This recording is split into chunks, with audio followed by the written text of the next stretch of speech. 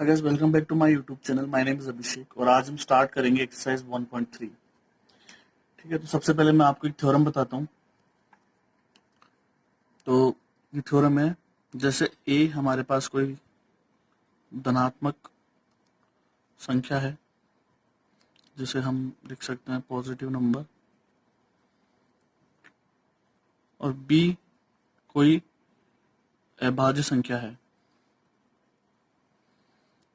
Prime number है। ठीक है, तो अगर मान लो इन दोनों में ऐसा है कि ए स्क्वायर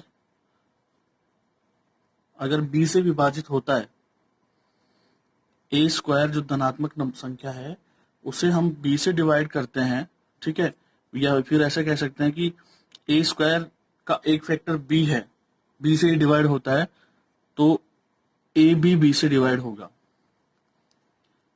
अगर ऐसा है तो ये ऐसा भी होगा। ए स्क्वायर को हम बी से अगर डिवाइड कर सकते हैं, मतलब ए स्क्वायर का एक फैक्टर अगर बी है तो ए का भी एक फैक्टर होगा बी। ठीक है, तो इसी पे बेस्ड हमारे कुछ क्वेश्चंस हैं जो हम आगे सॉल्व करते हैं। तो हमारा फर्स्ट क्वेश्चन है, प्रूव दैट √5 इज इरेशनल। ये एक्सरसाइज 1.3 का फर्स्ट क्वेश्चन है। तो देखिए हम कैसे करते हैं। तो हम इसे सॉल्व करेंगे कॉन्ट्राडिक्शन मेथड से।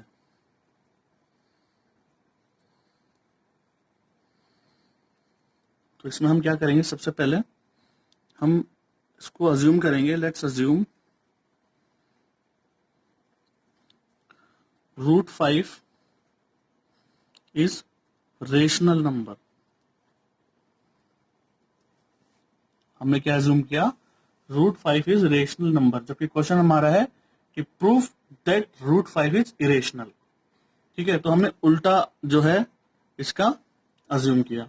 तो अब अगर √5 है रेशनल नंबर, तो अब हम इसे मानेंगे p/q की फॉर्म में, जहां p एंड q आर को प्राइम इंटीजर्स आप बोल सकते हो या नंबर्स बोल सकते हो, और q की वैल्यू 0 नहीं है। ठीक है, हमने माने p और q जो है ये को प्राइम नंबर है, सहभाज्य संख्याएं, इनके बीच में इनके कोई भी जो है p और q में एक के अलावा कोई दूसरा फैक्टर इनका नहीं है। अब हम क्या करेंगे, क्रॉस मल्टीप्लाई करेंगे, √5 q is equal to p। ठीक है, इसे हम करेंगे स्क्वायरिंग बोथ साइड्स।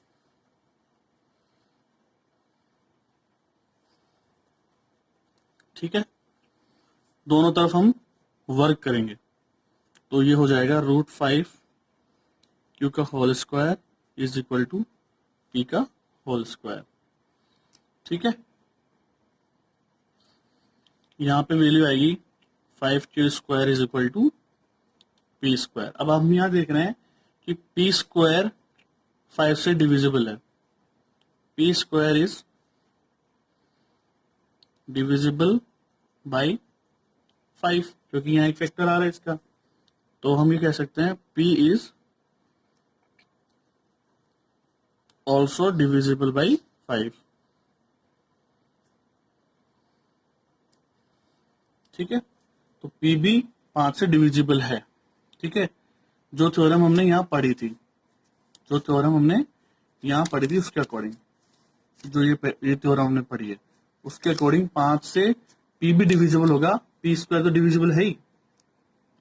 और हम यहाँ मानेंगे m इज सम इंटीजर। अब आप बोलेंगे m कहां से आया, ये m ऐसे आया, जैसे मान लो मैं यहाँ समझाता हूँ एक बार, ये अलग है ना, रफ है, इसको इसमें आप कंसिडर मत कीजिएगा। जैसे मैं 10 लिखता हूँ, तो मैं बोलता हूँ 10 का एक फैक्टर 2 है, तो हम लिखेंगे कैसे इसको, 10 इज इक्वल टू 2 थोड़ा ना लिखेंगे, 10 इज इक्वल टू 2 इंटू 5 लिखेंगे। तो ये जो 5 है इसको ही हमने माना है m। ठीक है, तो हम यहाँ लिखेंगे p is equal to 5m। ठीक है, ये एग्जाम्पल लिया मैंने, ये इसका पार्ट नहीं है। ठीक है, अब आगे क्या करना है हमें, p की वैल्यू 5m है तो p की वैल्यू रख दीजिए, 5q square is equal to 5m का होल स्क्वायर, ए की वैल्यू है ना ये, सॉल्व कीजिए। 5t square is equal to 25m²। अब यहाँ पे आप देख रहे हैं Q square is equal to 25m² divide by 5 हमने किया, ठीक है। तो यहाँ आप देख रहे हैं ये हो जाएगा Q square is equal to 5m²। अब देखिए जो क्यू स्क्वायर है ये डिविजिबल है 5 से, ठीक है। यहां हम लिखेंगे Q square is divisible by 5, therefore Q is also divisible by 5।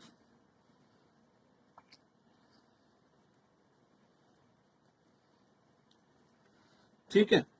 अब देखिए पी का एक जो है गुणनखंड हमें 5 मिल गया, ठीक है, और क्यू का भी एक गुणनखंड हमें 5 मिल गया। जबकि हमने माना क्या था, हमने जब क्वेश्चन शुरू किया था हमारे अजम्पशन से थी पी एंड क्यू आर को प्राइम नंबर्स, ठीक है। तो अब हम लिखेंगे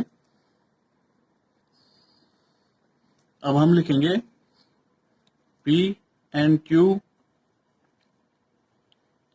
contains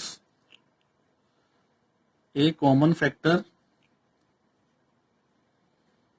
of 5, ठीक है। पी और क्यू का एक कॉमन फैक्टर 5 है, तो हमारी जो अजम्पशन थी वो तो हो गई गलत, क्योंकि पी और क्यू हमने माना था को प्राइम नंबर।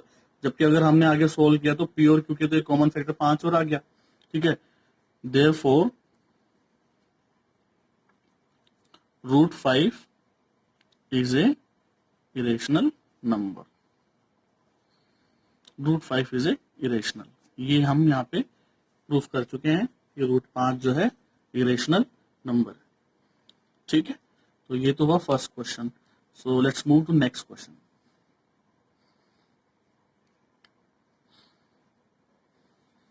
आप ये वीडियो को पॉज करके ये क्वेश्चन आराम से जो है आप उतार सकते हो, ठीक है। हमारा अगला क्वेश्चन है प्रूव दैट 3 + 2 √5 इज इरेशनल। वही क्वेश्चन है ये भी, तो यहाँ हम सॉल्व करेंगे। हम लिखेंगे सबसे पहले लेट्स अज्यूम 3 + 2 √5 इज रेशनल, ठीक है। तो ये हमने अज्यूम किया, तो हम लिखेंगे 3 + 2 √5 is equal to P upon Q, where P and Q are co-prime integers and Q is not equal to 0। ये हमने सोल्व किया यहाँ पे लिखा आगे। अब यहाँ इसको आगे सोल्व करते हैं, ठीक है। ये होगा 3 + 2 √5 is equal to P upon Q। तो यहाँ पे हम लिख सकते हैं 2 √5 इज इक्वल टू 3 को साइड ले जाइए, P upon Q -3।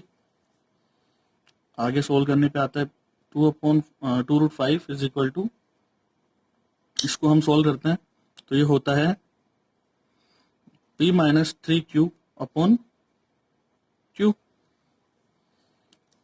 Cross multiply कर दीजिए, 5 को एज इट इज यही रहने दीजिए। ये हो जाएगा P -3Q अपॉन 2Q। 2 को हमने मल्टीप्लाई कर दिया Q से, क्रॉस मल्टीप्लाई कर दिया इसको, ठीक है। तो अब यहां हमें मिल रहा है, यहां मैं लिख रहा हूं इसको आगे, √5 is equal to P -3Q upon 2Q। ये हमें मिला है। अब देखिए हमने माना था P एंड Q आर को प्राइम इंटीजर्स, ठीक है। अब देखिए P -3Q अपॉन 2Q जो होगा ये एक रेशनल नंबर होगा, क्योंकि P और Q की वैल्यू इंटीजर्स हैं, ठीक है। अब ऐसा कैसे पॉसिबल है √5 जो हम बोल रहे हैं कि एक इरेशनल नंबर है, लास्ट क्वेश्चन में हमने इसको प्रूफ भी किया है, ये एक रेशनल नंबर के बराबर कैसे हो सकता है? तो ये तो गलत है। मतलब हमने जो शुरू में माना था 3 + 2 √5 जो है रेशनल नंबर, वो अजम्पशन हमारी गलत थी। ठीक है। सो अब हम यहाँ लिखेंगे देयरफॉर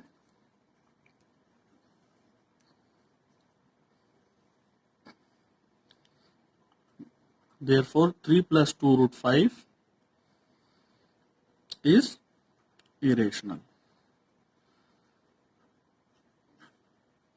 ये हमने यहाँ इसको प्रूफ किया। ठीक है, एक बार फिर से मैं समझाता हूँ। पी बाई क्यू की फॉर्म में हमने इसको माना, अज्यूम किया रेशनल नंबर। ठीक है, पी और क्यू की वैल्यू क्या थी, कोप्राइम इंटीजर्स थे, क्यू की वैल्यू 0 नहीं थी यहाँ पे। ठीक है, इसको आगे हमने सॉल्व किया, 3 को हम चेंज किया यहाँ पे, -3 हो गया। फिर 2 root 5 is equal to P minus 3 Q upon Q किया, 2 से हमने इसको मल्टीप्लाई किया, और 3 minus 3 P minus 3 Q upon 2 Q जो है रेशनल नंबर होगा, क्योंकि पी और क्यू क्या है, इंटीजर्स हैं। ठीक है, इसलिए रूट 5 जो होगा, रूट 5 जो है इरेशनल नंबर, हमने पिछले क्वेश्चन में सोल्व किया है। तो इरेशनल नंबर रेशनल नंबर के बराबर कैसे हो सकता है, नहीं हो सकता, इसलिए हमारी अजम्पशन गलत थी। तो therefore 3 + 2 root 5 is irrational number. ठीक है, आप वीडियो को पॉज कीजिए और इस क्वेश्चन को नोट डाउन कीजिए। हमारा अगला क्वेश्चन है, prove that the following are irrationals. ये नंबर हमें दे रखे हैं और इसे हमें प्रूव करना है कि इरेशनल नंबर है। ठीक है, तो हम जो फर्स्ट पार्ट है थर्ड नंबर का, उसे सॉल्व करते हैं। इसमें भी वही मेथड लगेगा। ठीक है, हम अज्यूम करेंगे, लेट्स अज्यूम 1/√2 इज रेशनल। तो हम लिखेंगे 1/√2 is equal to P upon Q, where P and Q are coprime numbers. ठीक है, Q is not equal to 0। ठीक है,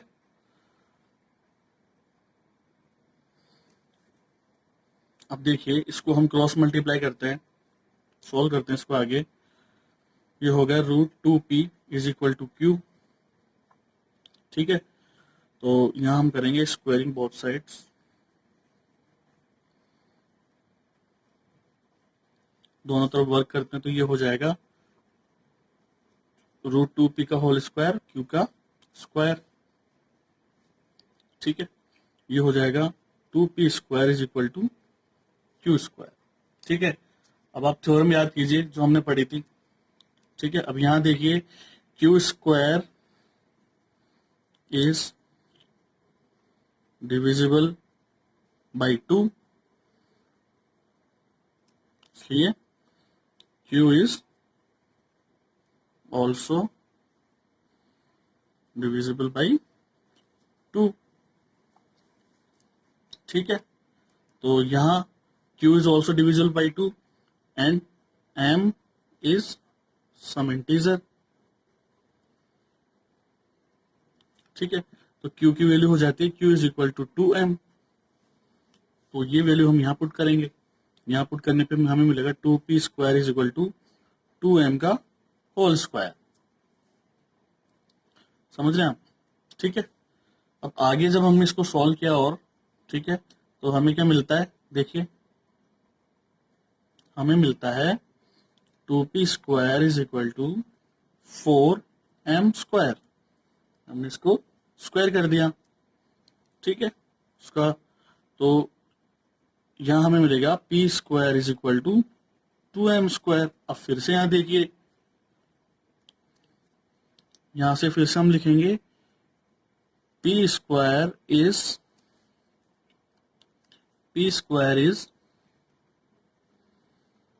डिविजिबल बाई 2,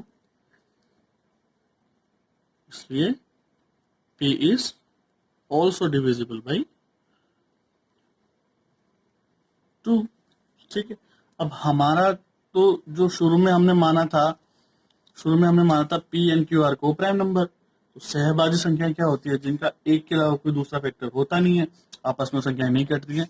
लेकिन यहाँ पे तो पी और क्यू जो है कॉमन फैक्टर हमें मिल गया, पी और क्यू का 2, इसमें भी हमें मिल रहा है, तो यहाँ भी मिल रहा है हमें, तो हमारी अजम्पशन यहाँ गलत हो जाती है। ठीक है, तो हम यहाँ लिख सकते हैं P and Q are not co prime numbers and contains a common factor of 2.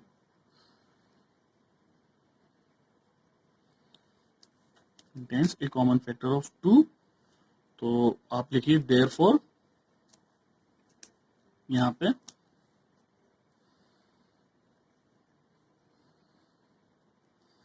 therefore 1/√2 is irrational. हमें यही प्रूफ करना था. ठीक है, आप वीडियो को पॉज कीजिए और क्वेश्चन को अच्छे से समझिए और इसे नोट डाउन कीजिए. ठीक है, फिर अपन अगला टॉपिक, अगला जो इसका पार्ट है, सेकंड पार्ट, थर्ड क्वेश्चन का, वो करते हैं. अब हमें प्रूफ करना है 7√5 इज इरेशनल. तो वही हम करेंगे. Let's assume 7√5 is rational. Okay, so हम लिखेंगे 7√5 is equal to P upon Q, where P and Q are integers. ठीक है, कोप्राइम इंटीजर्स आप लिख सकते हैं, where Q is not equal to 0. ठीक है, ये हमने माना है. तो 7√5 is equal to P upon Q, उसको आगे हम सोल्व करते हैं. तो यहां हम लिखेंगे √5 is equal to P upon 7Q. इसको हमने क्रॉस मल्टीप्लाई कर दिया है. ठीक है, 7 को हम नीचे लिया है. अब देखिए P अपॉन Q अगर इंटीजर्स हैं तो P अपॉन Q 7Q जो होंगे ये भी इंटीजर होगा. ठीक है, और अगर ये इंटीजर होगा तो ये रेशनल होगा. ठीक है, बट √5 तो हम प्रूफ कर चुके, it's a irrational number. Sorry, ये तो इरेशनल है. तो how is it possible a irrational number can not be is equal to rational number? Irrational number जो है वो रेशनल नंबर के बराबर कैसे हो सकता है? इसका मतलब हमने जो अज्यूम किया था वो गलत अज्यूम किया था. देयरफॉर हम लिखेंगे 7√5 इज इरेशनल. ठीक है, ये इसका आंसर हमें मिल जाता है. ठीक है, छोटे छोटे क्वेश्चन है, कोई बहुत ज्यादा टिपिकल नहीं है, सेम पैटर्न के क्वेश्चन है. आई होप आपको समझ में आ रहे होंगे. ठीक है, अगर आपको इस वीडियो से रिलेटेड कोई प्रॉब्लम आ रही है, क्वेश्चंस आपको नहीं समझ में आ रहे हैं, किसी भी तरीके की कोई प्रॉब्लम हो, तो प्लीज मुझे कमेंट बॉक्स में लिखें. ठीक है, वी विल ट्राई कि हम आपको अच्छे से इसका सॉल्यूशन दे पाए. ठीक है, इसका एक थर्ड पार्ट और है क्वेश्चन नंबर 3 का. ठीक है, आपकी बुक में दे रखा है एनसीईआरटी की में, उसे आप खुद सॉल्व कीजिए और मुझे कमेंट करके बताइए. ठीक है, सो आई होप ये वीडियो आपके लिए यूजफुल होगा, और अगर आपको लगता है this video is useful for you, then please subscribe my channel. Thank you so much.